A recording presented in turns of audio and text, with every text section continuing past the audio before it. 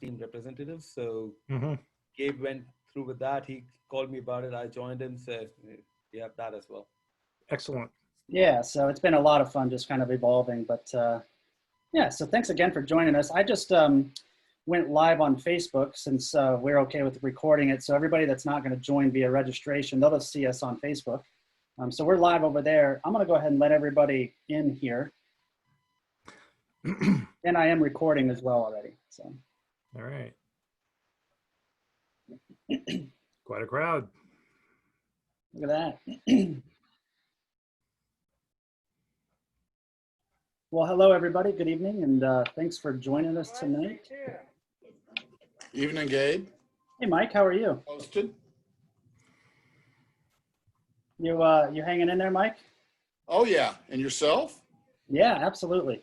For You sure. haven't had any random things dropping from the skies, have you? No blue ice or anything on the farm? Not that I'm aware of yet, but I hear them every day flying over. I'm just kind of waiting to see something fall into the yard. So if you do that, just let me know. Well, it's great to see everybody and see some familiar faces, new faces, of course. Johnny Engel, how are you, man?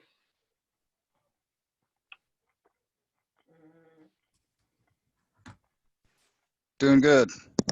There you go. How are you? Great, great. All right. So as always, what we're going to do is just allow everybody to pop in. We're still having people join. We are going Facebook Live tonight, not having a technical difficulty like I did last time. We are going to record this as well, and Tom was okay with that. So we'll be posting this to our YouTube and Facebook, YouTube and website for anybody who doesn't able to join us. So just so you know. But hey, Paul Beta, I'm loving the spicy ketchup, by the way. Thank you for that. Sure, we're going to have some cells this evening. We're ready to drop some fries here and make sure it's staying consistent. Nice, nice. Hey, can everybody hear me okay? I just want to make sure. It looks like it's a little choppy for me, but I just want to make sure I'm good. Okay. Your video's frozen. Voice is better. Okay. But you do live out there in the country and all. Yeah, I know. I've got to get used to, 10 megs up and down versus 100 megs. But Your pigeons and cuts. let's see. So just want to make sure everything's looking good here. We've still got people coming in. And as you know, tonight is a Wings credit course. So after this call, Christian and I'll get together tomorrow probably and go through the list. So, and apply the appropriate Wings credits. So thanks again for joining, everybody. Anybody been flying lately? Today?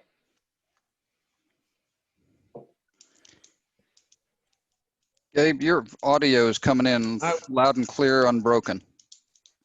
Okay, thank you. Gabe, I'm going to first flight tomorrow. Oh, are you? That's awesome. Was that Paul? Yes, Very cool. Paul. Have you flown in there before? I have not. Okay. Yeah, it's a great spot. It's a fun little airport to fly into, and that museum should be open. So if you're able to pop in there. Yeah, I'm looking forward to it. That's awesome. Have a safe flight. Thanks. I see we have Bob Darling on the line with us tonight, and it's great to see you again. Hey, Gabe, good to be here. How are you doing? I'm great. Good to see everybody again. Yeah, thank you. And Tom, just so that you know, Bob was a prior guest speaker for us, and it was a fantastic meeting. So it's great to see you again. I'm glad you could join us tonight, Bob. Thanks.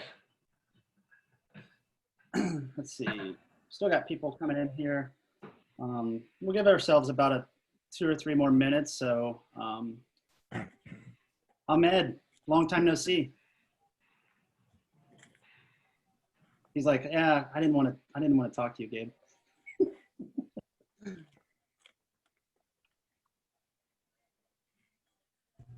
Hi, Gabe. How are you? Great. How are you doing? Good. It's been a while, I feel like, Yeah, since I last saw you. I'm taking rest from flying right now, so maybe I'll be back in January. You say you're taking a break? I'm taking a little rest. Oh, okay. Good. Everybody needs that every now and then. Yeah. Let's see. We got just a few more coming here. And again, for those that are on the call, as you probably have noticed, but hopefully you had registered this call with your fasafety.gov email, just to make sure that it's easier to get those email addresses on board on the upload. So that's what we do if we're doing a fast event or a Wings credit event, to make sure that it's just easy on the input on the backside. And just so you know, Krish has been doing all the hard end, back end work, making all that happen. So thanks for that, Krish. Absolutely. It's been fun. Well, let's see. So I think it's kind of slowing down on the entries over here on the Zoom side. And I assume we're good to go on Facebook. I haven't checked it yet, but I'd like to go ahead and get started. This week is pretty busy. We've got Thomas Turner with us. I'm sorry, Tom Turner, either one, I suppose. But I'm so thrilled to have him, and Krish will introduce him shortly. We do have another event on Thursday, and that is through the EAA chapter down in Manassas. And Mike Wolpole of the group is going to be the one coordinating that, and we're going to be helping get people there too. So hope you can join on that. And then next week, on the 12th and the 14th, we have Rich Stowell with Community Aviation, and they're going to be given a presentation, a two-part series actually. So Tuesday and Thursday. So I hope you can join. You on fire there? I hope not. One second. The same thing as her son. 1 second. All right. So I'm gonna, as everybody joins, you will be on an automatic mute, and if you happen to come off of it, I'll try to place it there for you. But if you have anything to say, evidently, clearly you're gonna have to unmute yourself. So with that said, I'd like to turn it over to Chris. Chris, all of you, buddy, to introduce Tom. Thanks, Gabe. So I'll let Tom do the proper introduction because I can never do justice to it. But I'll start with how I got connected to Tom and what I know of him. So as a new pilot about a year and a half ago, when I started looking around for information, lessons, things that people are putting out on the internet, I came across Tom's site, which is the Mastery of Flight. So every week, Tom takes the time to painstakingly put together a really relevant lesson. And you guys would have seen it on Facebook. Usually if I come across that thing in time for that week, I repost it on the Smokehouse Facebook page. But what it is it is usually a really good discussion of an event or a really good lesson that we can learn or we should keep in mind or something like that. So Tom, thank you for doing that. I mean, personally for me, I know I've gained immensely from just seeing those lessons being posted. Now, initially, all I was doing was I was a consumer of those lessons. So then I went back and I decided to look Tom up to see, hey, who's this person that's putting all this stuff up? So Tom's he's been a national flight instructor, Hall of Fame recipient. He's been on the FAA safety team. He has been a regional CFI. He is published, like really well published. He is what most, I guess, guys who like to write about aviation like to aspire to be one day. So with a lot of that stuff, I know Tom, but I have to say it because I've been a recipient of all the goodies in a sense. So with that, I reached out to Tom and requested if he would be willing to speak to all of us on our group. And thanks to the local Fisto and Perry Benchuf and John Somiak and Gabe on that front to turn this into a Wings event. So we're able to give that credit out. And Tom, thanks to you for making time to talk to us. So I'll turn it right over to you. All right. Well, thank you very much, Krish. And I appreciate you hunting me down to do this. I like to do these sorts of things.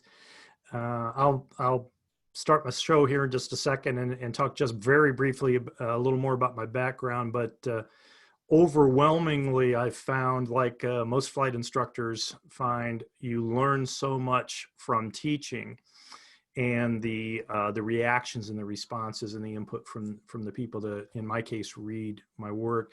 I don't consider myself to be an aviation journalist. I'm a flight instructor that uses written word and video as one means of delivering information. And I really appreciate you letting me help do some of that here this evening. So I'm going to try to get my screen sharing here. And are we seeing it?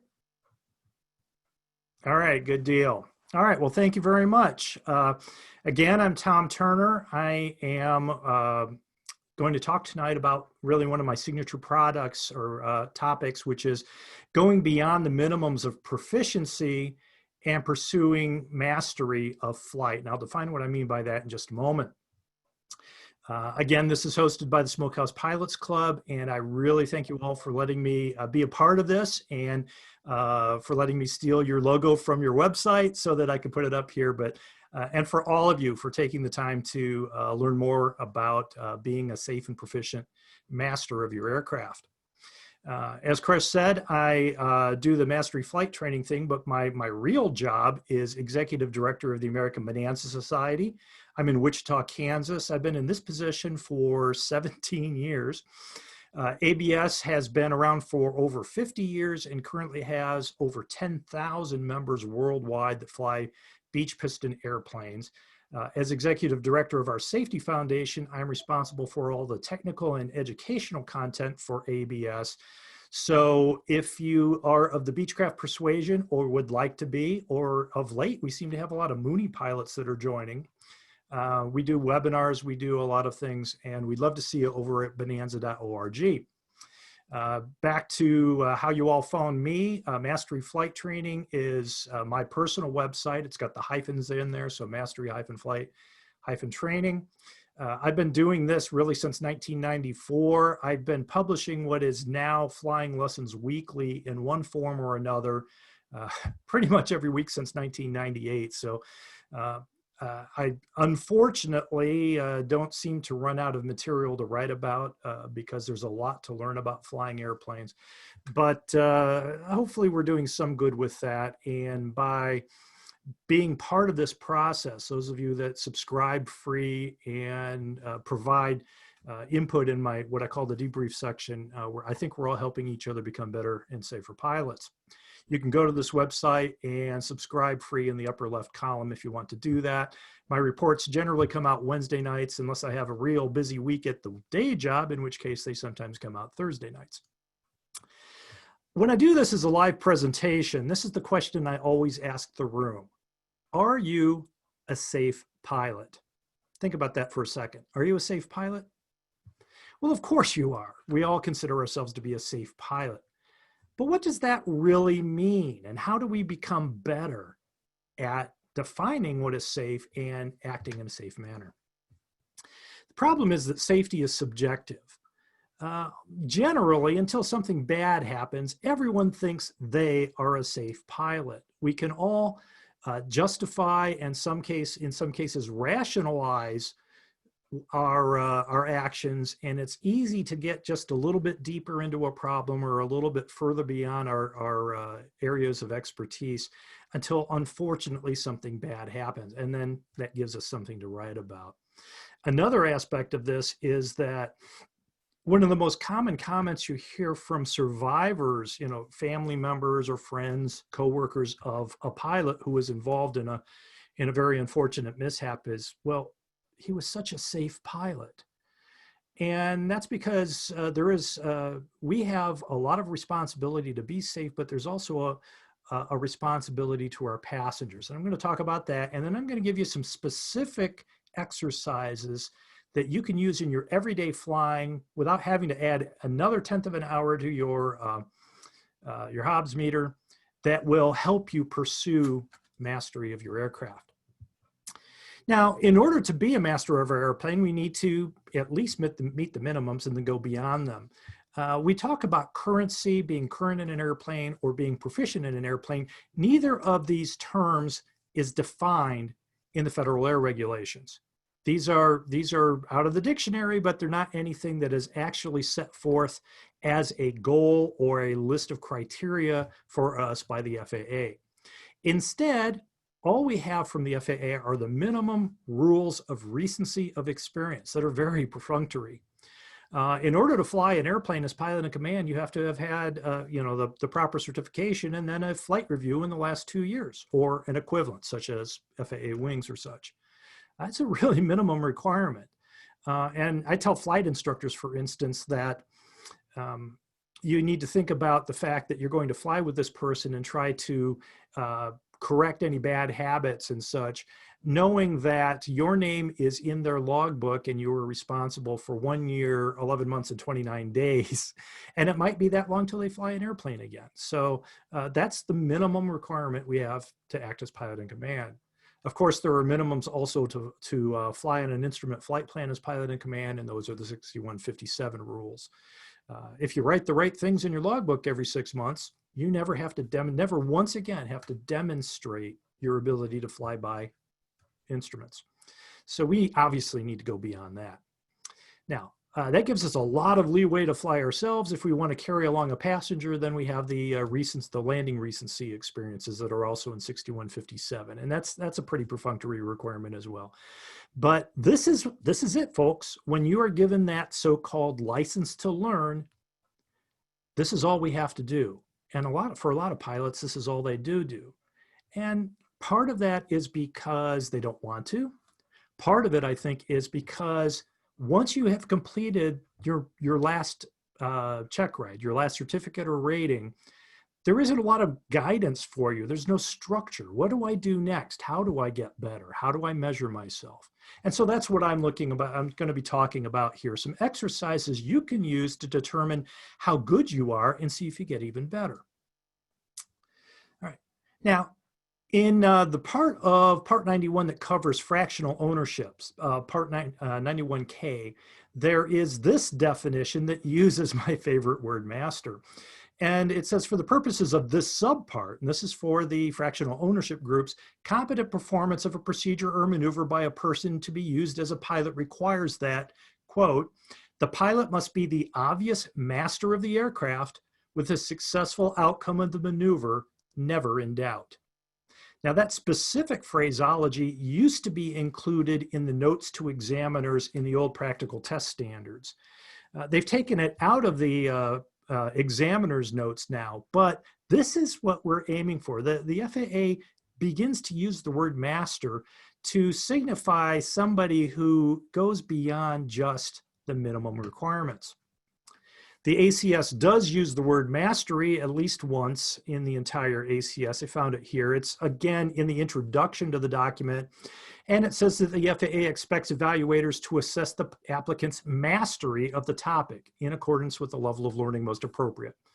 It doesn't really tell the examiner how to measure mastery, but it does put it on the instructor to make a value judgment whether this person seems to really be in command of the aircraft.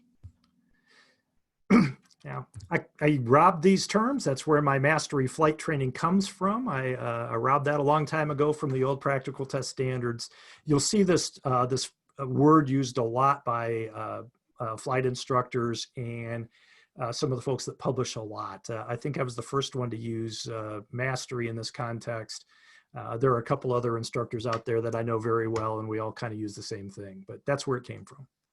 So what is mastery? Mastery, more than proficiency, is comprehensive knowledge and use of great skill in a subject or accomplishment. This is a dictionary definition. It is not an FAA definition, but I like the idea that of comprehensive knowledge and great skill. That's what we're trying to do. Always learn a little more, always try to fly a little better. Now, most of you, if not all of you, have something that looks like this, a pilot certificate.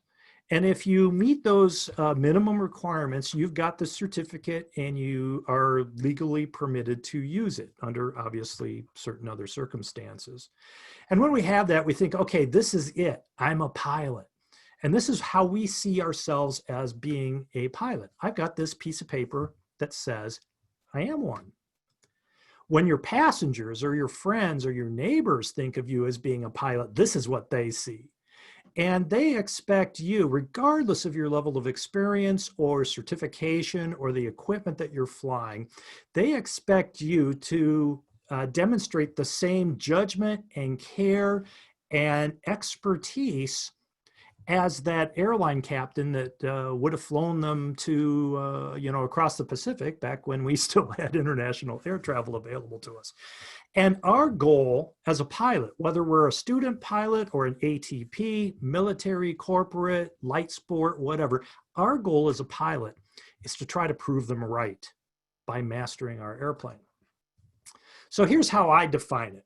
Mastery is retaining and constantly improving your flying skills. Proficiency is just the first step. Striving for mastery of all tasks in command of your aircraft is what we're looking for. It's a process, trying to get better all of the time. If you master the airplane, the environment, and yourself, human factors, you will be safe. Now, nothing is perfectly safe, of course. Flying does have inherent risks. The old adage that you've had the John and Martha King speak with you in the past, I've heard one of my favorite presentations they've done talks about the big lie that, the lie that the drive to the airport is the most dangerous part. And that is statistically not true at all. John King wrote an article about that in Flying Magazine a long time ago. But flying doesn't have to be dangerous.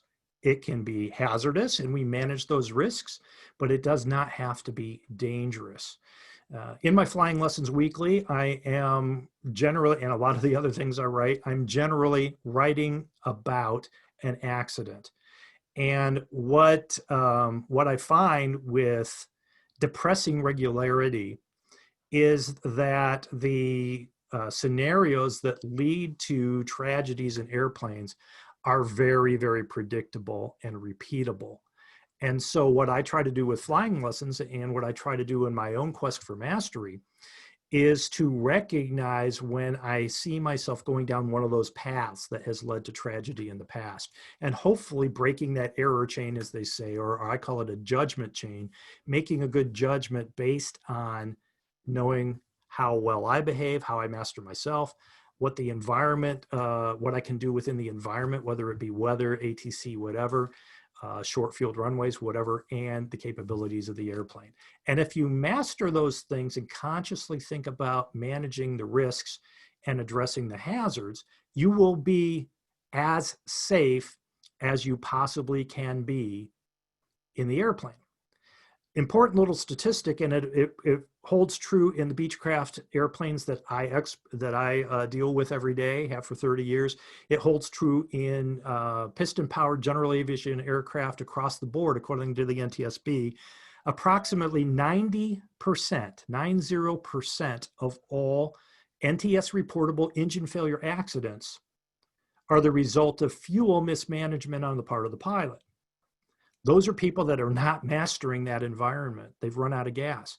And if you can simply master, if you will, if you can get a handle on your fuel management and monitoring in your airplane, you will eliminate 90% of all potential engine failures that you might ever face. So there is incredible safety to be had by pursuing mastery. And then lastly, mastery proactively enhances your flying experience. I think it makes it fun. I like to see how good I can be today. I'm never perfect, but I like to see how well I can do. And when I am consistently doing even better, I enjoy flying even more. So this is what we're aiming for in our quest for mastery. Now, how do we develop that mastery? Flying to point A, from point A to point B, leaves out what might have happened but did not. I got this these bullet points here from a completely non-aviation source, but I think they're very applicable to flying. Experience comes from what happens to you. Training comes from learning from the experiences of others. You can have thousands of flying hours and have never experienced an instrument failure, an IMC, or an engine failure, or for that matter, a strong crosswind or low visibility flight. So despite your experience, you're not ready for some of those things to happen for you. At least you've never seen them before. But you can take training or even read accident reports. You can listen to programs like this and start to benefit from that. And you will gain experience through osmosis from learning from others. Lastly, and then I'm going to go into some specific exercises. Put some time into training and practice. Just because you've passed that last check ride doesn't mean that you no longer have an obligation to yourself and your passengers to practice some of the things that you don't do on an everyday basis. Now, a lot of people will think, okay, well, he's just trying to drum up business for flight instructors, and that's not it at all, because training does not have to be dual instruction. All it is you practicing yourself, measuring the results, and reviewing how well you did so that you learn from that.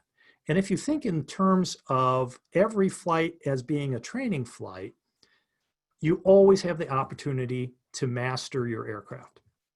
So I'm going to give you 5 exercises, 5 suggested exercises for everyday mastery of your flying. First one is something I call the second stripe challenge. And I've written about this in flying lessons before, and maybe even done a couple of webinars. But if you've seen it before, bear with me, it's a good review. And if not, this is what I'm coming from. Every time I land, I'm aiming for a specific target. And assuming that it is a runway that has markings and that those markings are standard instrument approach markings, every stripe on the runway is 120 feet long. The space between stripes is 80 feet long. So the combination of one stripe and one space is 200 feet. And that makes it real easy to measure how well you did on landing. I use the second stripe as my target usually because that's at about the 500-foot markers. Those are those white rectangles there opposite the second stripe. It gives me a little bit of undershoot of runway in case I didn't quite get it right that day, but it's a good target. You can choose a different target if you want. You can go for the white touchdown zone boxes at the 1,000-foot point. You can go right on the numbers. If it's a grass strip, you can go a beam sum point. But pick a spot and evaluate where that spot is within roughly a 200-foot distance. So we have a 200-foot gauge here on the runway, the combination of a stripe and a space. Now, when you earned your private pilot or recreational or sport pilot certificate, when you passed that check ride for your initial pilot certificate, you had to demonstrate your ability to land within 400 feet. Specifically -0 plus 400 feet from an identified spot. You can't land any short at all or you fail. You can't land more than 400 feet from the beginning of that touchdown zone or you fail. And that sounds like a lot of distance till you look at a runway and realize that's only 2 runway stripes and 2 spaces. But at least that gives you an idea of how small an area you really should be aiming for when you land the aircraft, realizing that at least once in your life on your check ride, you demonstrated your ability to do that. Probably twice at least, because of course your instructor would have required you to demonstrate that before you were signed off for the check ride. And you probably did a whole lot more than that. But you've done it before, you can still do it now and maybe even get better. 2 stripes, and that's 400 feet. If you're a commercial pilot, you have a landing tolerance of 200 feet, -0 plus 200 feet, 1 runway space and 1 stripe. This is also the distance requirement for the short field landing demonstration for the private, recreational, and sport pilot certificates. So again, you've done this before. There isn't any reason that you can't still do it now and aim for it every time to see how well you can fly the airplane. You can narrow this down even just a little bit more and call it the challenge touchdown zone, just the stripe itself. See if you can get the airplane to touch down on that second stripe consistently. All right, so you're going to be landing anyhow. you might as well see how proficient you can be and how well you can master your touchdown. What I'm looking for mastery is, do I hit my target? When I do so, am I in alignment with the runway and compensating for any crosswind? In other words, no sideways drift. Are the stripes between the main wheels? Am I straddling that runway stripe? And have I touched down without any bounce or hard impact? If I've done all of those things, I'm going to feel pretty good about myself because, yes, I mastered that touchdown. So this is how you can evaluate yourself every time you fly. After you shut down, before you get too busy with whatever business or family duties you have that follow your flight, do just a very, very quick debrief. I've got these 4 questions. You can come up with your own, but how did I do? Did I meet all of those criteria? Did I land a little long? Was I a little left of the center line? What did I do well? Well, tell you what, I was right on speed, but I was still a little left of center line, something like that. What might I do differently next time? How am I going to fix that? And then lastly, did I master the touchdown? Yes or no? Did I perform at least as well as I did on my last check ride? And did I do even a little bit better? So that's the first exercise you can do for mastery. The second exercise I call in the slot. And this is a landing exercise as well to make certain that you are on glide path, on speed, and in position to land the airplane. You can't master that second stripe touchdown unless you get in the slot on final approach. A lot of people think about a go around as something that you do when you're over the runway. I'm landing a little longer because I'm a little bit fast, or I bounced it or whatever. And people tend to make a go around decision, if they make it at all, when they're directly over the runway. I contend that most of the time, if you're in a situation that would require you to go around, you can probably make that decision. You should be able to determine you need to make that decision before you get down that close to the ground. And so we have some criterion that we're aiming for in, let's say, the last 500 feet of our approach. Are we on speed? Am I at the proper attitude with the proper power setting that gives me the indicated airspeed that I need for my particular airplane for this landing? And maybe there's a gusty wind. Now, this is something I see with students quite a bit. When there's a gusty wind, people will add extra airspeed, usually way too much extra airspeed. And that creates more difficulty in landing the airplane accurately later on. The standard rule of thumb for gusty winds is to add 1/2 of the gust factor to your final approach speed. And let's say the winds are at 12 gusting to 18. Well, you've got a 6 knot gust factor between 12 and 18 knots. So you're only going to add 3 knots to your final approach speed. Not 5, not 10, not 15, only about 3. Most pilots add way too much. Now you know, well, okay, it's just a little bit. You need a little extra for maybe some control authority in a gust, but that's sufficient. So are you on speed as you come down below about 500 feet on final approach? Is the airplane in the proper configuration? Are your flaps set where you want them for landing? You may not choose to use full flaps on this particular landing, but are they where you want them? Yes or no?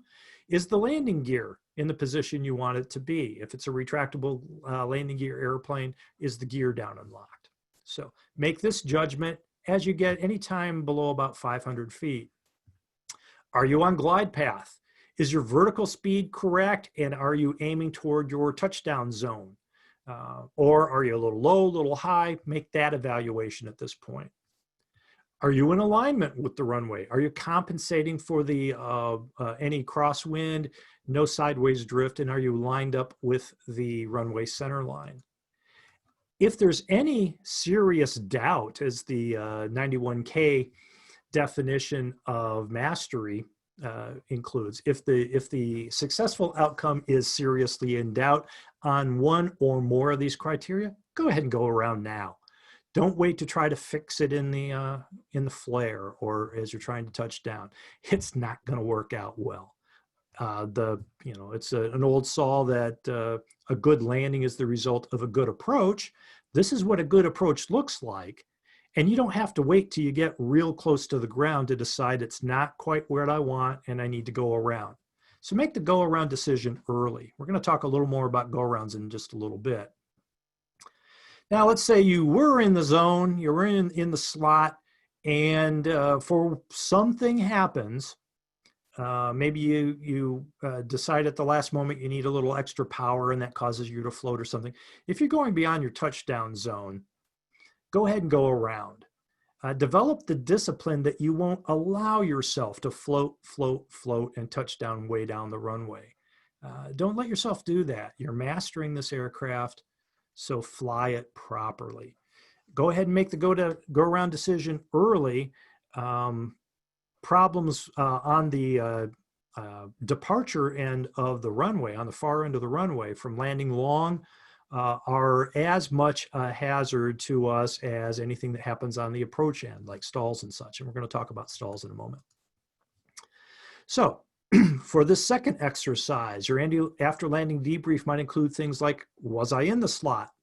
Did I positively confirm all the landing criteria while I'm on final approach? Did I actually go through those items in my head and make sure that all the criteria were being met? What might I do differently next time? And did I master this particular approach? There are going to be days when you don't, and that's where you come up with the where do I do differently next time. But at least you're thinking about it and working on it. Exercise 3 is the go around. Let's say, for instance, that one of your criteria, you're not on glide path, or you're significantly off glide path or something like that, or you're not in alignment, you're having trouble with the crosswind or whatever, and you need to make a go around. All right, go ahead and do this. It should be something that is a normal procedure for you. It does not require slamming controls or engine controls to the firewall or anything like that. Just smoothly apply power, adjusting mixture and throttle as necessary. Establish the climb pitch attitude, and this is an attitude and also some trim issues. In many airplanes, especially if you've already selected full flaps, the airplane will pitch up pretty substantially when you apply full power, so it may take forward control pressure on the elevators to keep the airplane at the proper pitch attitude for a climb. Be ready for that. Be practiced at this enough that you can master that. Confirm you have a positive rate of climb. Retract flaps incrementally based on whatever the pilot's operating handbook for that airplane might call for, bearing in mind that the effect that is going to have on the pitch of the airplane and trim as you climb out. Then retract the landing gear if it's a retractable gear airplane. But be practiced at making a go around. And you can do that from up higher on the glide path, and also, of course, like most of us do, practice go arounds from the landing configuration in the flare so that you're ready for that worst case scenario. Whether it's something that you've done incorrectly, you floated long, you're not compensating for the crosswind, or it's a runway incursion or an animal on the runway or something like that that causes you to go around. Regardless, throw in a go around now and then. All right, I said at the beginning you weren't going to add 1/10 of an hour to your Hobbs meter. Maybe 1 or 2 if you throw one of these in every couple of months, but make sure that making a go around is as standard an operating procedure for you as any other normal phase of flight. All right. If you have to make your go around from close to the runway, you don't necessarily have to pitch up into a very steep takeoff attitude. You can apply power smoothly, maintain just a slight nose high attitude, even essentially level off depending on your altitude as long as the airplane doesn't sink, but allow the airplane to build up airspeed. You probably have quite a bit of runway ahead of you yet if you've made this decision when you've passed that touchdown zone and not too much later. So you've got some room to accelerate there. Often pilots will say altitude is your friend. I agree with that, But while altitude is your friend, airspeed will save your life. And that's what you need to pick up here. Just as much as altitude, you need to have good flying speed. So it's a smooth power application and a smoothly applied go-around technique, not a slam-bang maneuver to try to get away from the runway. Go-around debrief, did I make a timely decision? What missed criterion drove me to make the go-around? In other words, why did I go around this time? Well, I wasn't going to touch down on the second stripe or whatever the case may be. But don't think, well, I did a go-around, but why did you do a go-around? Did I attain my go-around targets? Did I get my attitude? Did I get the gear and the flaps when I was supposed to? Was the mixture set properly for the conditions? What might I do differently next time? And again, ask yourself that admittedly subjective question, did I master this go-around? Now I'm going to take a bit of a pause here away from our exercises and talk about why I've spent so much time so far talking about airspeed and attitude control in the traffic pattern. And to do so, I'm going to highlight some information from AOPA's Air Safety Institute on traffic pattern stalls. AOPA published a study in 2017 of stall-related accidents in visual traffic patterns in all general aviation airplanes. And the data do not include stalls that resulted after an engine failure. In other words, these are all entirely angle of attack exceedances, generally driven by the pilot. And the numbers are a lot different than most pilots would think, which emphasizes why we have to be just as practiced in go-arounds as we do in other parts of the pattern. According to AOPA, let's see, where does pattern stalls occur? About 32% of all of the stalls happen in the approach phases of the traffic pattern.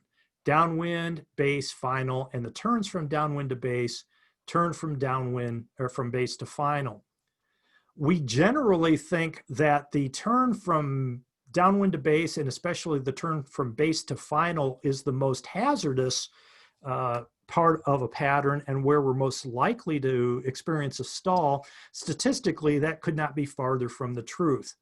According to AOPA's data, only about 3.8% of all stalls that occur in the traffic pattern, 4% of all the pattern stalls, happen in either the downwind to base or the base to final turn.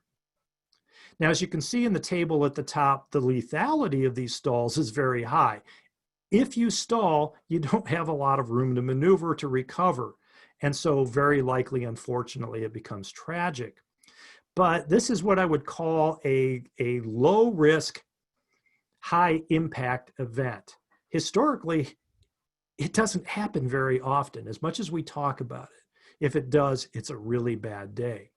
Now, why do we talk about it so much, but it doesn't happen? I honestly think a big reason that these stalls don't happen nearly as frequently as other stalls in the pattern is precisely because we spend so much time training and thinking about these traffic pattern stalls so that we're aware of the hazard, and most of the time we do a good enough job to avoid a problem.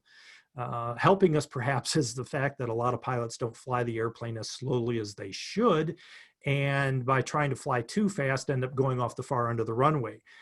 Running off the far end of the runway because of excessive speed actually is a much more common accident cause than stalls in these turns in the traffic pattern.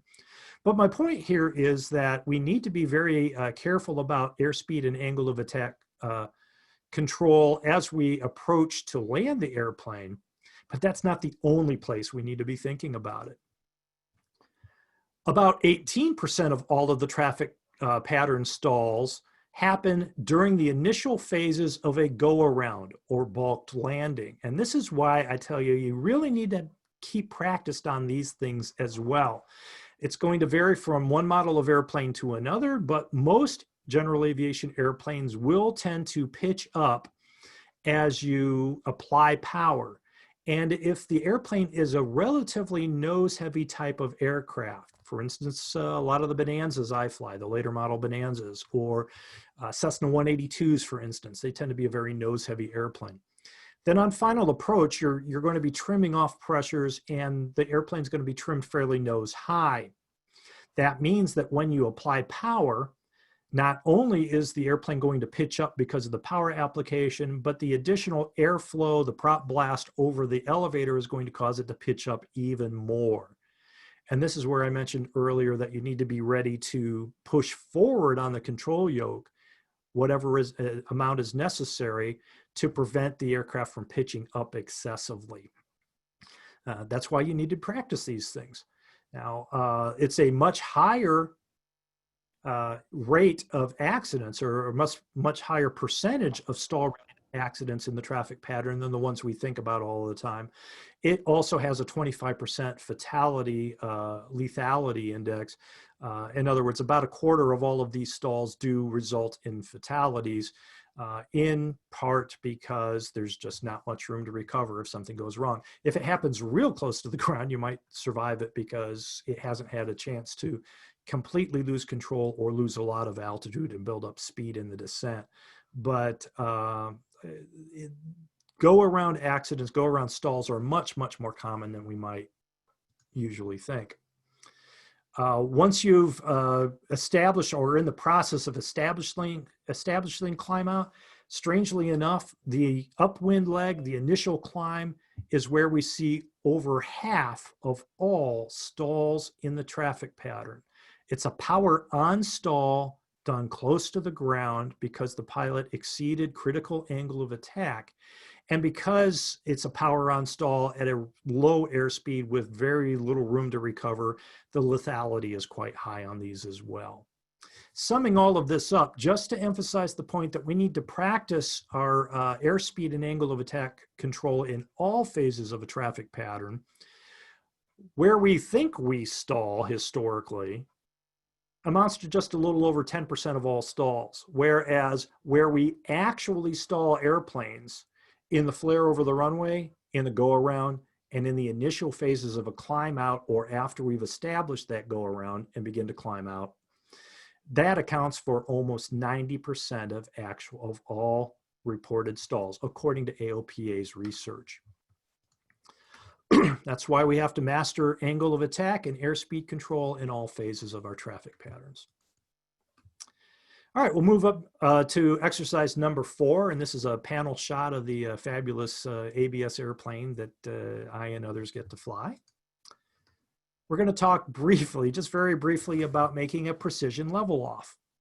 You have the opportunity to precisely control the airplane through a rapidly changing angle of attack, airspeed, and trim mode every time you fly. And that's when you level off. I'm not personally a huge fan of altitude pre-selects. Certainly I use them if I'm in a high workload environment, but if I have the opportunity, I hand fly every level off. And that's because during as you level the airplane and it begins to accelerate, you will have a period, it may last several minutes, of constantly changing angle of attack, airspeed, and the resulting control requirements. And if you can precisely level off on altitude, if you can make this a smooth transition and be very precise on altitude, you've demonstrated mastery of the aircraft through this changing, this transition, this changing environment. As you level off and the airplane begins to accelerate, you'll have to adjust the attitude manually and then trim off the pressures. Now, most general aviation airplanes are quite stable. And a stable airplane will attempt to seek the airspeed for which it is trimmed, actually the angle of attack, but for most of us, we read that in indicated airspeed. So as the airplane accelerates and you've not yet trimmed off, made a change in the trim to compensate for that, it will tend to want to climb. So you have to push the controls, trim off the pressures. Now it accelerates some more, push it some more, trim it some more, push it some more, and trim it some more. And depending on how aerodynamically slick your airplane is, how streamlined it is, and how powerful its engine or engines are, you may have a pretty significant change in not only the pitch attitude, but the physical position of the trim tab from the point where you are just beginning your level off to where you're leveled off in cruise. For example, in the A36 that I most frequently fly, I'll usually have the trim tab, the trim indicator, I'm sorry, in the 3 to 4 units up range in climb. It just works out that way. And the airplane's climbing at a 5 to 7 degrees nose up pitch attitude. By the time I get established in cruise flight, the airplane is actually trimmed nose down about neutral to maybe even a degree or two below the neutral point, nose down, and the pitch attitude will be a little bit nose down as well. If you've ever, especially when you're new to a high performance or complex airplane, if you're like me, you found at first that when you leveled off, the airplane always wanted to climb. And I found it very difficult to level off precisely and hold altitude, that no matter what I did, it kept wanting to climb on me. And that's because it's seeking its trimmed airspeed, and I was just a little behind the dynamics of this change.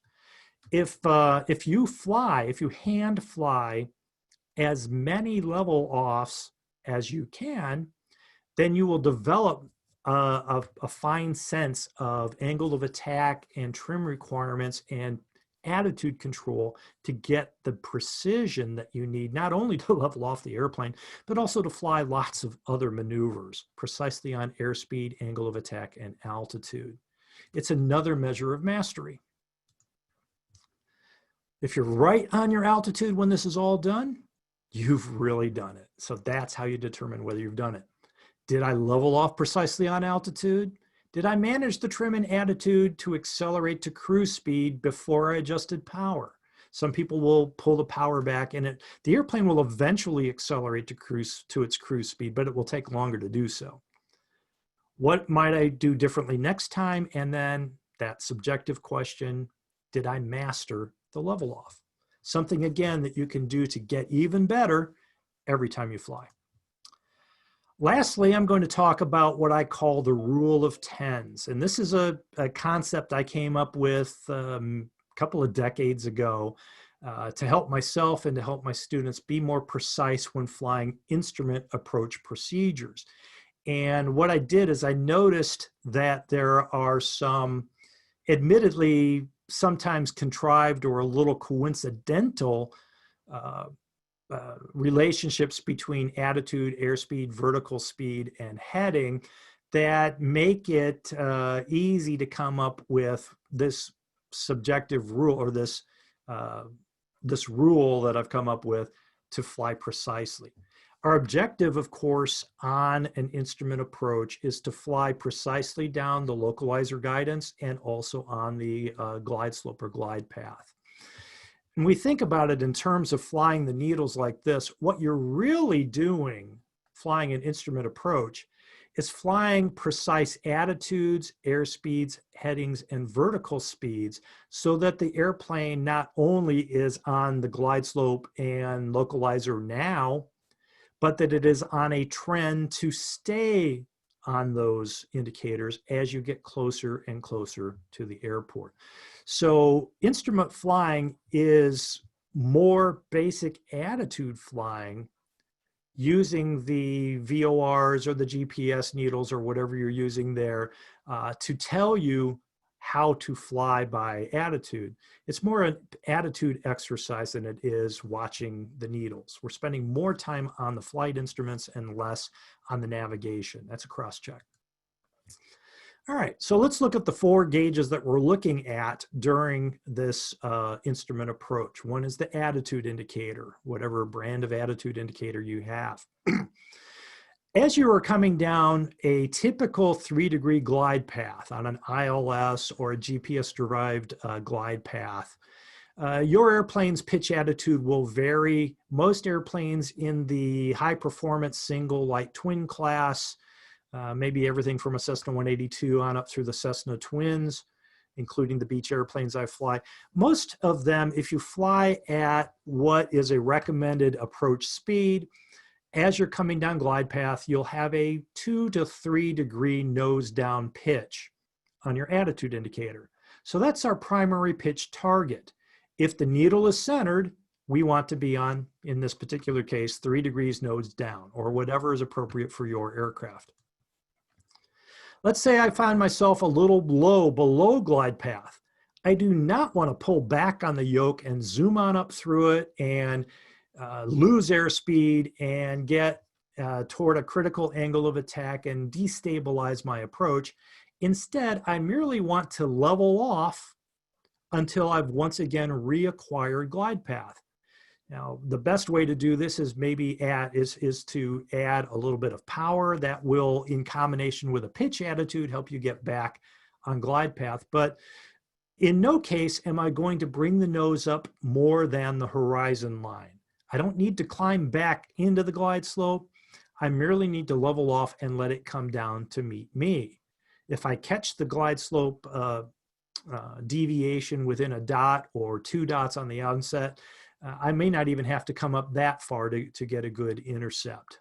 And the closer I am to the decision altitude or decision height, the smaller this intercept is going to be. But in any event, bring the nose no higher than the horizon line if you're low on glide slope.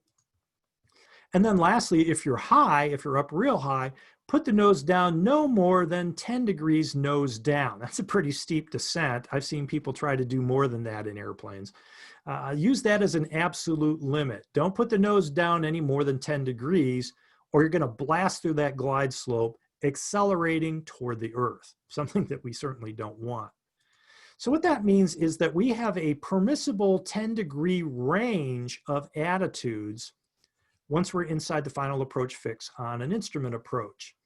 Anything from level on the horizon through our primary pitch target to no more than 10 degrees nose down. And we need to master this precision and attitude by staying within this 10-degree range on the indicator. Similarly, we have a rule of tens, if you will, for flying on headings for localizer control or whatever course guidance we're using on this. Many of you probably fly an airplane with a heading bug, whether it be on a traditional directional gyro or an HSI or some sort of electronic display. Something that took me a long time to realize is that the heading bug itself is about 10 degrees wide. In other words, the left edge of the bug is about 5 degrees to the left of the center of the bug. The right edge is about 5 degrees to the right. So I use this for my rule of tens on heading. If I'm in a situation where I need to correct to the left, just make a very small heading change so that my heading is now at the left edge of the bug, and hold that until the needle returns to center. When it centers, go back to my primary target, which is the centered bug. Now this one is a little bit difficult at times because you may be changing the position of the bug for wind correction as you get closer to the ground, because winds change with altitude. But don't go any farther than 5 degrees to the left to reacquire this, at least until you determine whether you need a little bit more wind correction in that direction. Similarly, to the right, if we're in a situation where we have to fly to the right, to correct to the right to get back on course guidance, go to the right edge of the bug. That means that we have a 10-degree range of permissible headings once we're inside the final approach fix. Stay within that range and you will be able to very precisely fly your course guidance all the way to the missed approach point. Airspeed kind of takes care of itself if you do this, unless you're jockeying the throttle a whole lot. But the airspeed indicator also makes a good backup attitude reference. And so I use that as well. And consequently, I have a rule of 10 for it also. You'll have a target speed in an A36 Bonanza for reasons I won't get into right now. We normally use 110 knots. But that's my target airspeed flying this final portion of an instrument approach. If I find that I am low on glide path and need to correct up, I will allow the airspeed to get no lower than 5 knots below my target. And if I'm high on glide path and need to correct downward, I'll let it get no faster than 5 knots above my target. In other words, I have a rule of 10 here as well. I have a 10, it says degree there, I need to update that, 10 knot range of permissible airspeeds for precision control on an approach. And then lastly, vertical speed. If your airplane's ground speed, into whatever wind you're flying, if your airplane's ground speed is about 90 knots, a 3-degree glide path takes a 500 foot per minute rate of descent. If your ground speed is 120 knots, it takes about a 600 foot per minute rate of descent. So depending on the type of airplane you're flying, you may average about 500 foot per minute rate of descent, possibly less than that if you're in a slower plane or bucking a headwind, maybe a little faster. But we still have a rule of 10s I like to use here. And it goes hand in hand with the airspeed and attitude that we talked about. If you're low on glide path and you need to correct up, don't allow the nose to come up any more than a level flight indication.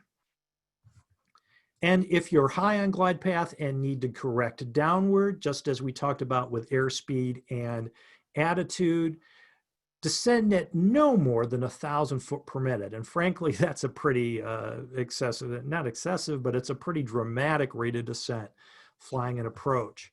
But what I have here is yet another rule of 10. We have 10 graduations of 100 foot per minute, anything from level flight to no more than 1,000 foot per minute as we fly this approach. And if you looked at my my graphic there, yeah, I get a little bit of a feeling of pushover on that third airplane coming also every time I view this. All right, so in a nutshell, the rule of 10s. Maintain your target airspeed plus or minus 5 knots, so a 10 knot range there. Attitude within a 10 knot range. Heading within 10 degrees of centered. Vertical speed within 1,000 foot per minute or 10 100s.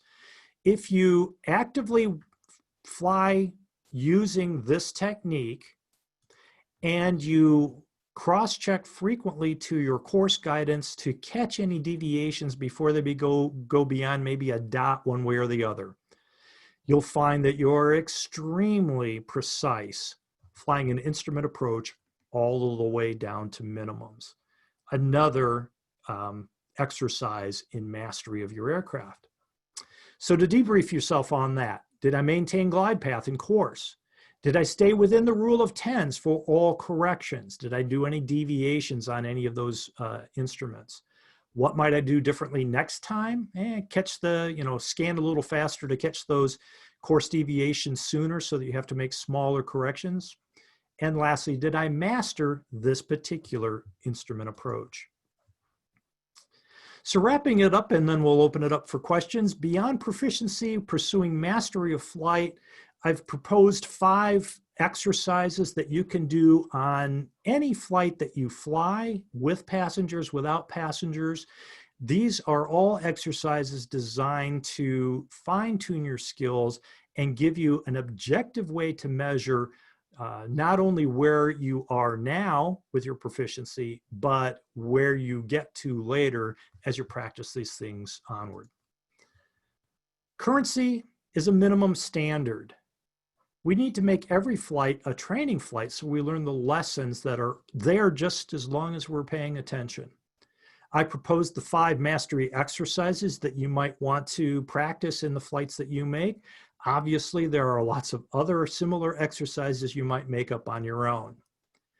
I really am a big proponent of debriefing, very quickly debriefing your performance after every flight, or in some cases, even after precise maneuvers. Lastly, you've got a great group of folks here. You've got a great support network. Talk to one another about proficiency, mastery, and safety. Challenge your friends to pursue and report back to the group on their own journey toward mastery of their aircraft. We'll open it up for questions in a moment. Again, I'm Tom Turner. I'm with the American Bonanza Society, and I encourage anybody interested in ABS type airplanes, whether as an owner, a pilot, a mechanic, or a flight instructor, that you take a look at www.bonanza.org, see what we have available, and consider being a member. Of course, I've been doing the Mastery Flight Training thing for a long time, and do the weekly flying lessons blog, often called Mastery of Flight, and I invite you to come look at that as well. And now I'll stop sharing the screen here and see if we have any questions. Tom, thank you so much. That was fantastic. And everyone, let's give a virtual round of applause to Tom. That was fantastic. This is like shaking hands anymore, right? Okay. Yeah, exactly. Tom, that was great. Thank you so much for the exercises as well. Those are so easy to kind of forget to do, but I think that it's a great takeaway. So thank you. So you must know Martin Pauly as well, right? I know Martin. Yeah, absolutely. He's normally in our groups tonight. He was not able to attend, but that's great. He gave me some tips for camera placement in the airplane. Very cool. Well, I'd like to open up to questions. I mean, as usual, I'll field questions in the chat if you want to put them there, or I can, you raise your hand and you can ask Tom directly. I do see something here from Michael McDaniel. Did Tom say it is okay to dive at 10 degrees nose down pitch to correct to path? Okay, that's an extreme limit. If you find yourself doing more than that, it's time to miss the approach.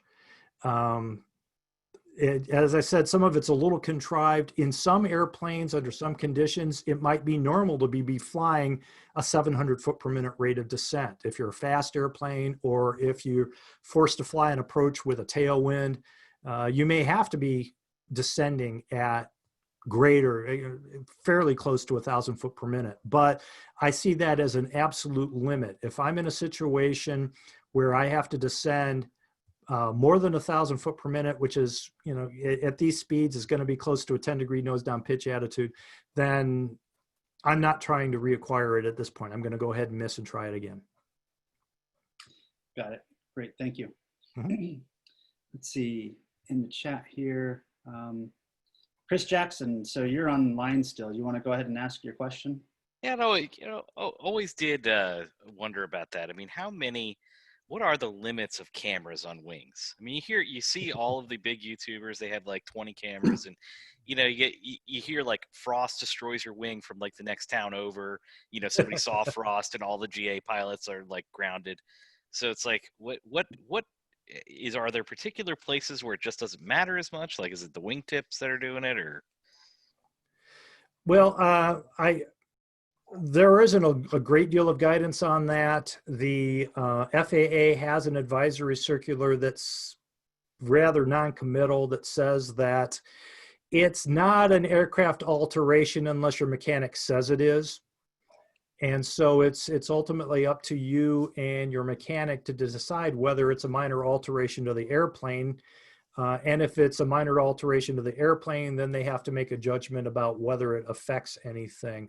I use a camera, most times I use one that's mounted very close to the fuselage on the left wing. It's at the wing root. It's a very small camera, and it's far enough back on the cord that it's not interrupting the airflow there, as best I can tell. But it has no discernible, it's just a little tiny camera, it has no discernible change. And I use one mounted on the either the one of the wing tie-down rings, or more often than not on the tail tie-down for that dramatic under airplane shot that makes you have to, clean the belly of the airplane a lot. But there isn't really a whole lot of guidance on that. I've got a set of, ABS has a set of Garmin verbs that Garmin donated to the foundation as part of the fabulous package that you saw on the panel there a while back. And in its installation instructions, the only guidance it gives you is that you should not mount a camera forward of a control surface, so that if you lose the camera, it doesn't impact your control surface. And that really kind of eliminates a lot of the rudder mounts that people use, where they mount it high on the rudder or something like that. I don't know, certainly on other airplanes, you might have something forward of an aileron or something. But most people tend to use a screw location way out on the wingtip because those are real convenient to use and give you a dramatic shot. Long answer, there isn't really any specific guidance on this, and what guidance we do have from the FAA is, I think, purposely vague about them. They don't want to overregulate it. Yeah. Yeah. You know, I'm just waiting for someone's eventually going to come out with little fiber optic cable that's going to eliminate this whole question. But for now, we've got what we've got. I think that, Chris, I'm glad you brought that up. But Tom, in your perspective, I mean, you know, I'm sure a lot of, you know, YouTubers and people recording their flights and, you know, lots of cameras involved. What's the balance between, you know, focusing and getting all that set up to actually completing the flight? Like, what are YouTubers doing in order to make sure that they're maintaining focus on what they need to focus on?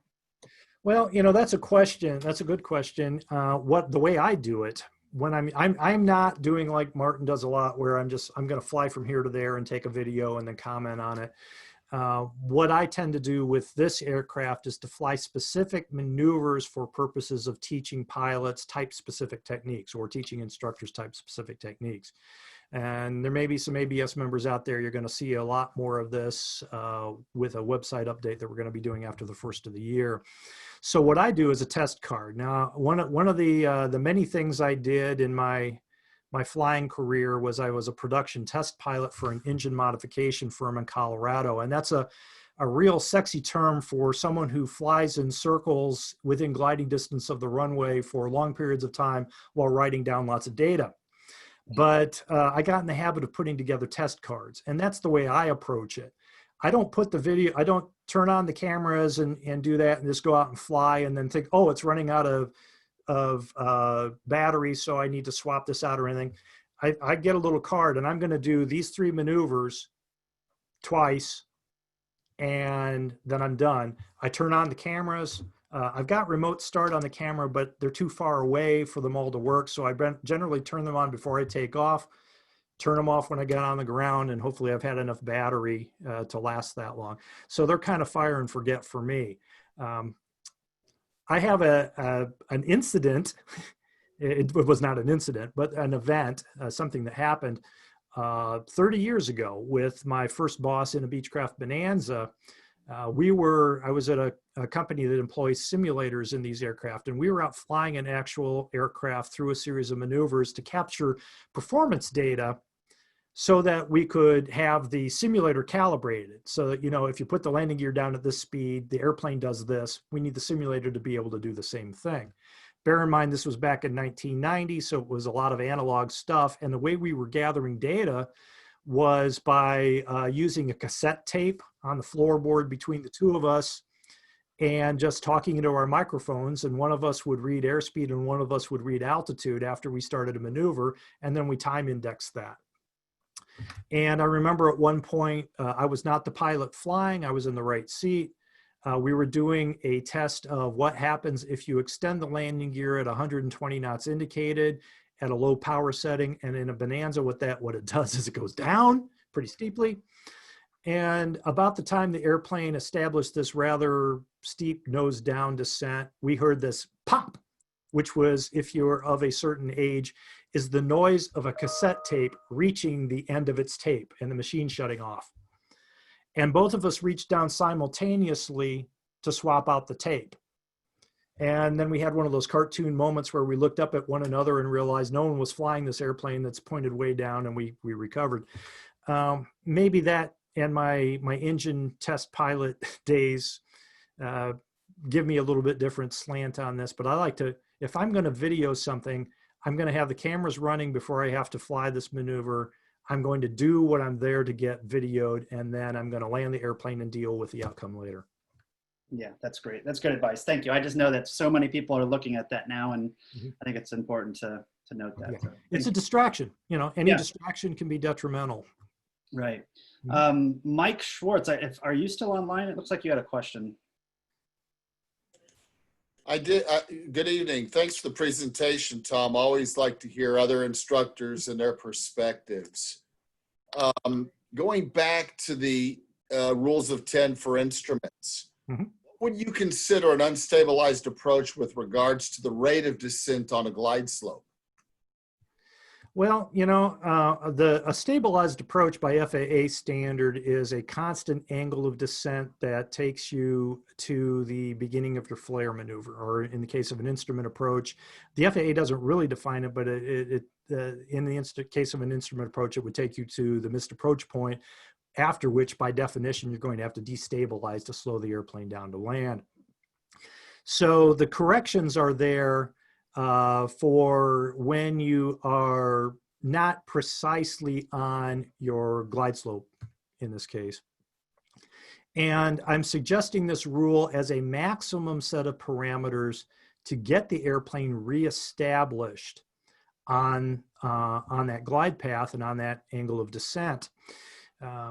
If you are monitoring, if you're scanning rapidly enough, you will never have to reach those maximum parameters.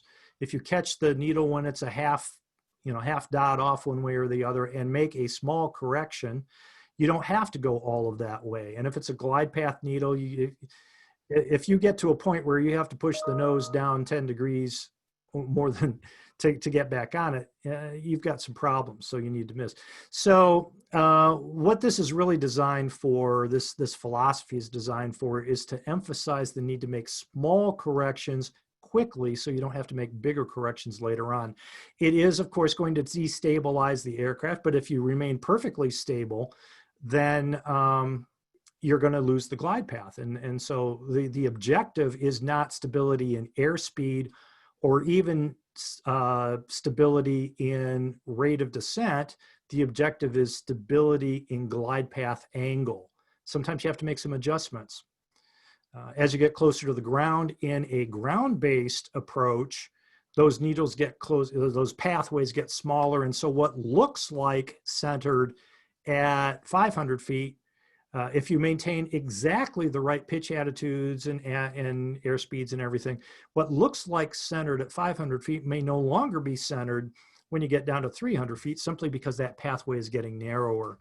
So you're looking not only at your current state, are the needles centered, but also my trend. Have I got the rate of descent and the heading to keep me centered? And if you have to make a small correction, you're doing that to maintain stability in the FAA's terms, in terms of glide angle, within a narrow range of correction values so you don't overdo it. That makes sense? Thank you. Okay. Let's see, I'm looking at the chat. Here's just a, I guess, housekeeping question from Mark. Great presentation, Tom. Can we get a copy of the presentation slides? Just a note, we do have this recorded, so you could probably watch that, but that's a question for you, Tom. Absolutely. Gabe, if you want me to send you the slides, they're kind of graphics intense, so if you want, I can send it to you in a PDF, and you're free to distribute that. Well, thank you so much. That's awesome. I can do that, and I'll put this onto the website as a document there for you. Okay. Any questions from everybody else that's still online here that you'd like to ask of Tom? Yeah, I have a question, Gabe. I put it actually in the chat. Practicing recovery from stalls, power on and power off. Is this something that you recommend that we should do it often? I do, yes. I do it, and I do it a little differently. And our program, I manage a program called the Beechcraft Pilot Proficiency Program, which has about 100 standardized instructors around the country. And we provide a type-specific initial and recurrent syllabus for the types of airplanes we support. And we do full stalls in the syllabus. And we do stalls a little bit differently, perhaps, than you might see them in an FAA check ride. For example, I don't do power off stalls the way that you would do it under the ACS. Under the ACS, you do your clearing turns, you slow the plane down, you bring the nose up, you apply full power or partial power. The Airplane Flying Handbook actually recommends no more than about 20 inches manifold pressure in an airplane with a controllable pitch prop. And you pitch the nose up. And it's not in the handbook anymore. It's not in the ACS. It used to be in the practical test standards, never to exceed 30 degrees nose up pitch attitude when demonstrating this maneuver. That's a massive pitch attitude. And so the way that we teach and evaluate power on stalls convinces us that I would never let an airplane do that. I wouldn't possibly pull this hard that long to this high a pitch attitude to make it, force it to do this stall. And so it's really easy to think that I can't stall this, I can't do a power on stall in this airplane. Yet, over 60% of all of the stalls, according to that AOPA report, happened in power on configurations, the go around in the initial climb out. And I think they're happening in, at least in part, because the way they happen there is completely unlike the way we practice them and we evaluate them. And so it's probably the first time you've ever seen them. So what we like to do, for instance, is instead of doing the classic power on stall, we'll get the airplane in a descent in a dirty configuration, trimmed up like you would be doing it for, let's say, a short field landing, and then simply initiating a go around. And if they are not very aggressive with forward control pressure in the type of airplanes I fly, in a full flap, gear down, trimmed for short final configuration, it will pitch up into a stall. I demonstrate this the first time. I don't let it actually stall because stalls in a dirty configuration in these airplanes are very dramatic. But what I do is I show them how rapidly the indicated airspeed decreases and how soon the stall warning horn comes on. In an A36 Bonanza in a training configuration, you know, maybe half fuel or a little more and 2 people in the front seats, in this practice maneuver, the stall warning horn comes on about the time the nose comes through the horizon. And since the airplane has a somewhat sloping nose, you'd still have your runway in sight and the plane is on the verge of a stall. And then the actual stall burble begins at about 7 degrees nose up, which is precisely the pitch attitude you aim for in a go around in this airplane. So we teach not necessarily the ACS way of doing these maneuvers, but how they really get people in the real world. And that's why we standardize our instructors and show them how to do this sort of stuff. That said, I do recommend that this be a standard part of any training event. If somebody comes to me to do simply an IPC, guess what? We're going to do a go around and show them that potential for a go around stall as well. Not a missed approach, a full flap go around, because I think it's that important. Thank you. That's very good. Appreciate it. Sure. Well, I have a question. Tom, great presentation. Thank you so much for doing this. Thank you. So I have a question on ILS approaches. So you're trying to intercept the glide slope. And I've been reading about intercepting phantom frequencies from the ILS, and it's better to intercept the glide slope from below rather than above. Can you please comment on best practices on how to do that? All right. Well, first, many autopilots and flight directors will only capture from below. Secondly, if you capture from above, by definition, you're going to have a fairly high rate of descent. So that's an issue. But there's also a third issue related to that. And I actually saw it once of course, in a Bonanza. And that's the issue of a false glide slope. A ground-based glide slope will actually, it projects that 3 degrees glide path, but it will also project a false glide path at about half that amount, 1.5 degrees, and one about half above it. So somewhere in the neighborhood of, you know, a 5 degree, 4.5 degree, 5 degree glide path. And what I saw one time, I was high, I would have had to descend into the glide slope.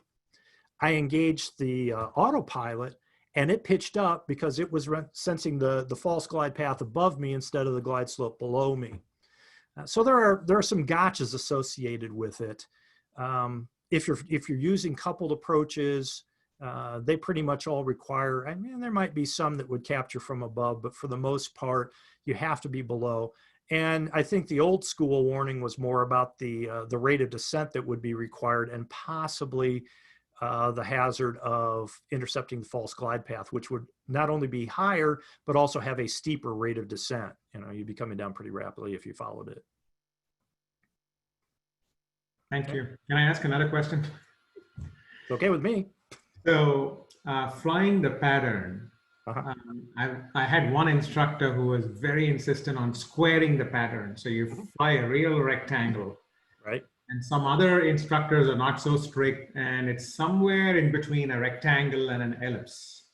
Mhm. And it seems to make sense that if you're making very sharp turns around those corners, you're probably setting yourself up for a higher risk for a stall, right? Because you're turning, so many things going on. You're banked, you have rudder action, you're going nose down, you got all kinds of stuff going on. So do you have any comments on that? Should we fly a rectangular pattern? Is it okay to fly a little bit more ellipsoid patterns? Well, if you're getting ready for a check ride, fly your rectangles. I tend to fly a closer, tighter pattern than most people. Even in the airplanes that I commonly fly, I had a Cessna 120 for about 7 years, and I got used to flying real tight patterns. And I also flew a turbocharged Baron, which is a pretty heavy airplane, into a short runway for about 3 years in the hills in East Tennessee. And I just found in order to do it right, it worked better to do an almost continuous turn from downwind to final approach. Fly it in tight because of the hills and just do a continuous turn. And I got pretty good at doing it that way. And you're right that you do not have especially the yawing motion that might occur rolling into and rolling out of these turns. There has been, over the last few years, quite a bit of discussion and even some scientific research into the merits of a continuous curving approach as compared to the traditional rectangular approach, funded by AOPA's Air Safety Institute, and the flight testing and the actual science done by the University of North Dakota's flight department, I believe. And I saw the preliminary report on that research that found that pilots tended to have better airspeed control, better angle of attack control, and a reduced likelihood of overshooting the final approach course in a continuous turning approach. So there's some advantages to that. I've had this discussion with NTSB people. One of the nice things about my job here at ABS is that actually a couple of the sitting board members are ABS members, and so I can have that kind of discussion with them and with some FAA folks. But anyhow, this discussion comes up a lot when I speak with some of my some of the leaders in the industry and some of my counterparts in other organizations. And the one thing that concerns me is the fact that, again, going back to AOPA research, the vast majority of all mid-air collisions occur within 400 feet of the ground on final approach in visual conditions. And in a continuous turning approach, two things are going to create additional risk. One is a tendency to focus on the runway without looking the other direction. Once you begin that turn, your tendency, the human factor, is going to be, well, I'm essentially doing a turnaround, a point down here, so I'm looking out that side of my airplane to the exclusion of the final approach course. The other is in a low-wing airplane that, like I commonly fly, during this continuous turn, even if I look in that direction, my view is obstructed for a good portion of that turn. So I think ultimately some leveling of the wings, and even in the way I do it, I will do a snap level and look and then back into it, even if I fly a real tight approach, because we have to gauge we have to balance the risk of the aerodynamic movement with the very real risk of somebody coming in on a long straight in that I won't see if I'm doing it that way. A long way of saying, you could argue it either way: high wing, low wing, tail wheel, nose wheel, all day long. Thank you. Yeah, that was absolutely a long non-answer, wasn't it? That's good. Just if you do, I do a continuous turning or approach, but I do level the wings momentarily to look for traffic. How's that? There you go. Anybody else have any questions for Tom while we're still online here? Let me just take another look at the chat real quick. No one dares ask, no one dares set me off on another long discourse. Okay.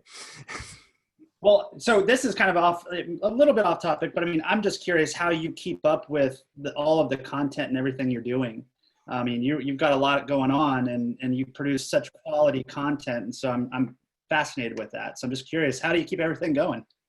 Creative use of insomnia. You know, all of the mastery flight training stuff has always been somewhat therapeutic for me. I don't know why. It's the same sort of thing I do at work, but I don't know. I feel a little, I can say more of what I say and less of what we as an organization need to say, or I don't know what that is. I am inexplicably driven to try to get people to realize that if you'd simply not do about 10 things, there are about 10 different things that if you don't do those, we would completely eliminate virtually all general aviation accidents. Pay attention to your fuel, look at your ground speed now and then, have a good idea of your personal capability and crosswinds, things like that. Do a good pre-flight, all those sorts of things. And there are times when I get very tired, you know, it's a long road sometimes. And then suddenly somebody has a mishap and say, hey, you know, I got to say something about that. And when I do it, I try, and those of you that read what I do, I try real hard not to put blame on the individual and not to say, this is what happened in that case, because we don't know at this point, this soon, when it first hits the wires or the chat lines, we don't know what really happened, but it does prompt some ideas.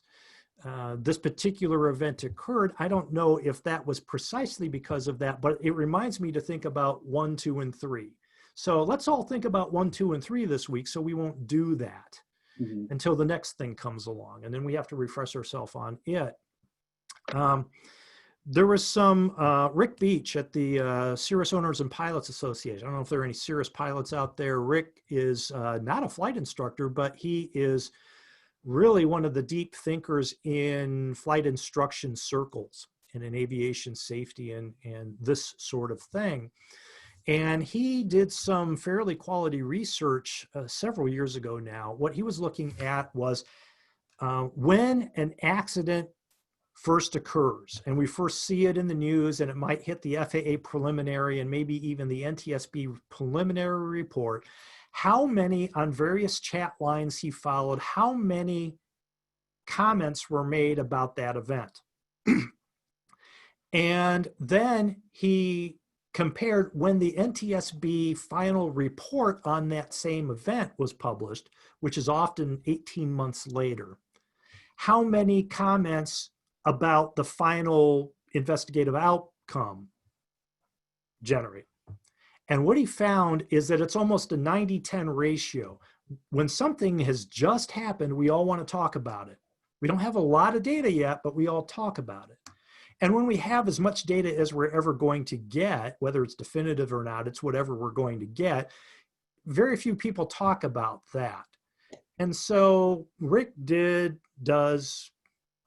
and I do the same thing. We tend to try to build on that initial swell of interest in an event so we can learn as many positive things from it as possible. And when I see something happen, sometimes I intentionally do not want to jump on the bandwagon because it was just, if it's some really wild event, we won't learn any real lessons. Gee, I'm not going to try to fly my airplane inverted under the Golden Gate Bridge, all right?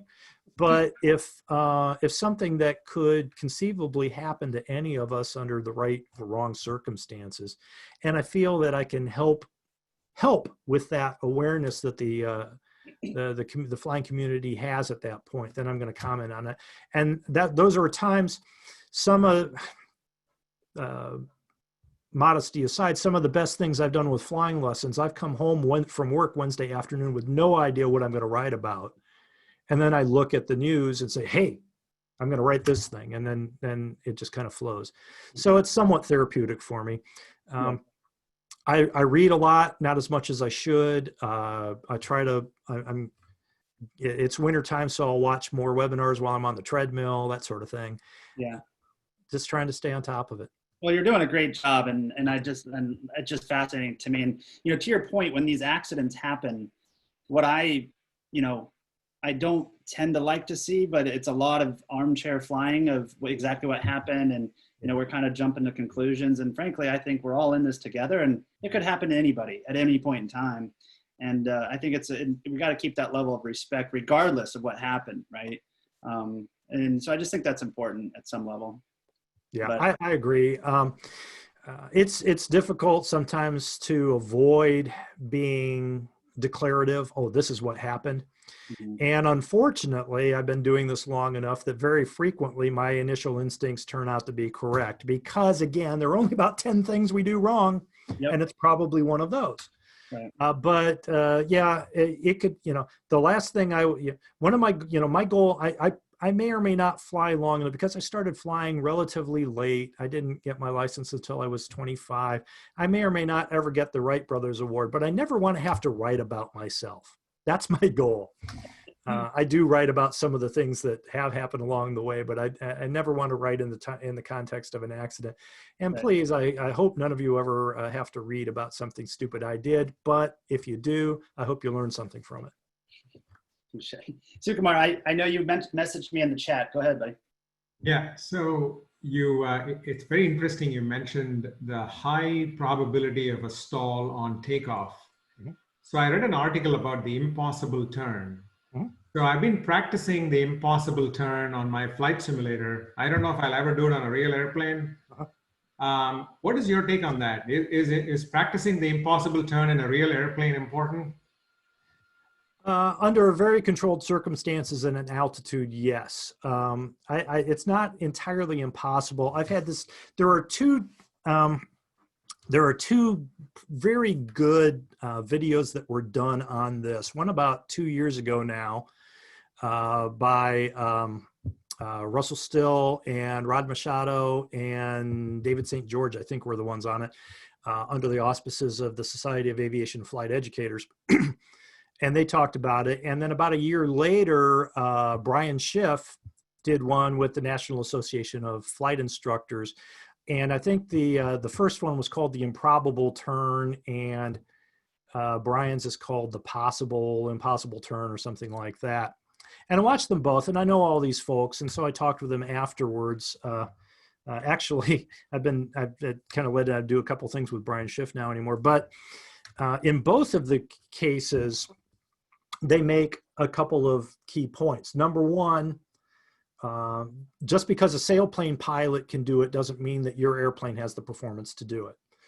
Number two, very importantly, all of the 4 people involved in those 2 programs agree that an attempt to return is only something you should do if you have no good option ahead of you. All of them make great pains, and it's not just liability or covering their tails, or they make great pains to say that if you have an option straight ahead of you that is acceptable, that's the one you should take. It's about protecting you and the airplane occupants. It's not about getting the airplane on the ground in a flyable way again. The third most important point is that it's only an option if you have practiced it, and practiced it fairly recently. Brian Schiff, I think, was the one that had actually done referenced some studies on some simulator training where they looked at recency of practicing and the success when presented in a simulator in a without warning. And it's not something that you go get training on now and then you're good for the rest of your life. It's something you have to do with some regularity. My comment to all of them, and especially talking with Brian, and I think he said he's actually going to bring this point up, is that we talk about the return to the runway, and we talk about it as if it is an all or nothing event. Either I'm going to go straight ahead, as my first flight instructor in the Air Force said, just making small turns to avoid school buses and orphanages. You're just going to go straight ahead into whatever's acceptable, or you're going to turn around and land on the runway. And they don't talk about anything other than those two outcomes. And so that might suggest that if you begin this maneuver, you're going to do everything possible to try to get back on the ground, on the runway, with everybody and everything intact. The reality is, I think, that there is a range of options that is going to vary with your altitude. The higher up you are, the more options you have. And the way I look at it, when we make especially if you're instrument pilots, you know that we learn about two different altitudes, 400 feet above ground level and 700 feet above ground level we use in visual operations. The FAA, all of the instrument departure planning, obstacle departure and all is based on climbing straight ahead to 400 feet above ground and then making whatever turns. And the FAA recommends for a visual traffic pattern that you climb to at least 700 feet before you make the turns. So we should have these numbers in our heads anyhow when we get ready to take off. And the way I think about it is that if I'm below the 400-foot level, then I'm basically going to be committed to go straight ahead. I know if I do everything perfectly in that A36 that's in the hangar across the street, it will lose about 1,000 feet in a 180-degree turn. So I don't have that option. All right, straight ahead, 400 feet. Between 400 and 700 feet, I might turn up to 90 degrees if I have better options to my left or right. I'm probably not going to get back to the airport. And above that altitude, I may, depending on conditions, have the possibility of getting back to the field. Notice I say back to the field. It's highly, highly unlikely that you will actually line up with the runway, put the gear back down, roll it to a stop, and call the FBO to come tow you in. That's the least likely outcome of this entire exercise. What can and often does happen, though, is that you can make a 180-degree turn or maybe 150-degree, and at least that puts you on the flat, prepared part of the airport. Another runway, a taxiway, or in the grass, but at least where there isn't much for you to run into. So I think in terms of not, am I going straight ahead or back to the runway? I'm thinking for a little while, I've got to go straight ahead. For a little bit more above that, I might be able to go left to right 90 degrees. And above that, I can try to get back. And then the way I would hope that I would have the discipline to do is if I am attempting to turn somewhere and then I get back down within 400 feet, I'm going to level the wings and take whatever straight ahead of me from that point to avoid getting into trouble. Brian Schiff in his program suggests a really good exercise that one of these days I'm going to film in the Bonanza. He says, put the airplane in a simulated engine failure configuration and establish glide. And in a 45-degree bank turn at best glide speed, make a full 360-degree turn. And measure the altitude distance from the beginning to the end of that 360-degree. That's the minimum altitude that you can expect to be able to get back to the prepared runway surface, not necessarily the runway, but the runway area, the airport area, if you lose an engine. And it's more than the 210 or 240 degrees because you're going to have some startle factor. You're going to do it less than perfectly. But he says that's really a minimum. And at least that gives us an objective target to aim for and a maneuver we can practice at altitude to see how much altitude does this thing lose in 180 degrees of turn at best glide speed. That's fantastic. Thank you. So I just want to just time check us here. We have about 15 minutes allocated left. Okay. And let's, I know that I think there's two more questions and we'll just do two more questions and then we'll wrap it up if that's okay. I'll make it short. Michael, I saw that you in chat wanted to ask a question, Michael McDaniel. Yes, thank you, Gabe. Tom, thanks for the presentation. I appreciate it. I'm still a little bit, I want to make sure that I understand you correctly with the descent rate that you're suggesting. If I heard you right, you're suggesting that you could pitch over up to 10 degrees on a glide path, and BVI that would be involved in that at a 90 knot aircraft on approach would be about 1,350 or more just for 9 degrees. So 10 degrees is going to be a little bit more than that. It's going to be more like 1,500.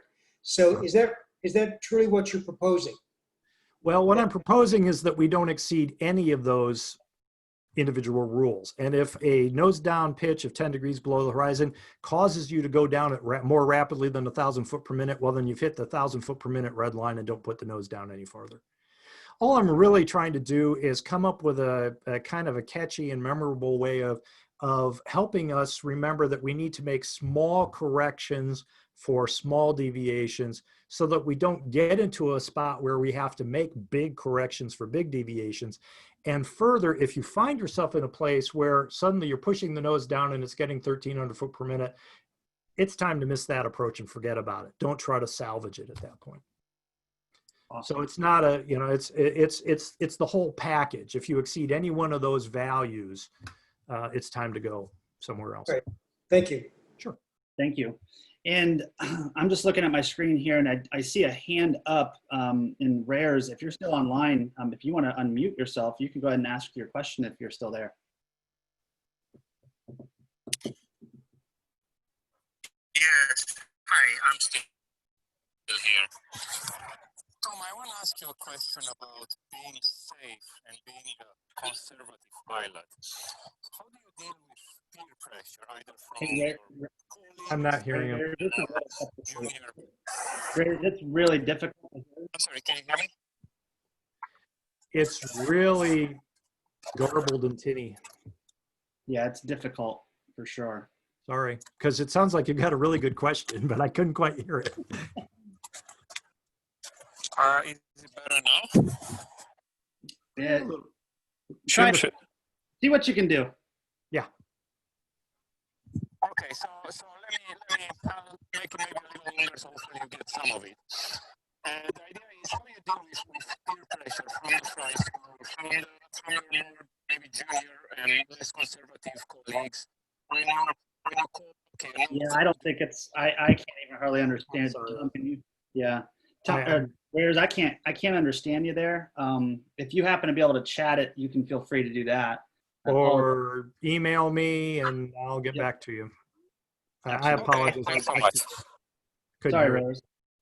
All right. Well, with that said, again, on behalf of Smokehouse Pilots Club, Tom, thank you so much for doing this and for spending the time with us to share your knowledge and expertise. This has been absolutely great. And I just want to remind everybody, again, Wings credits, we'll try to get those allocated for everybody who was in the Zoom call tonight in the next day or two.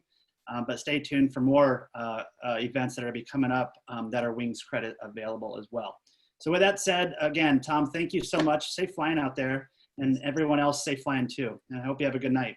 You too. Thanks for having me, and I've had fun. Thank you. Thanks, Tom. See you. Thanks again for hosting, Gabe. Absolutely, Mike. Take care.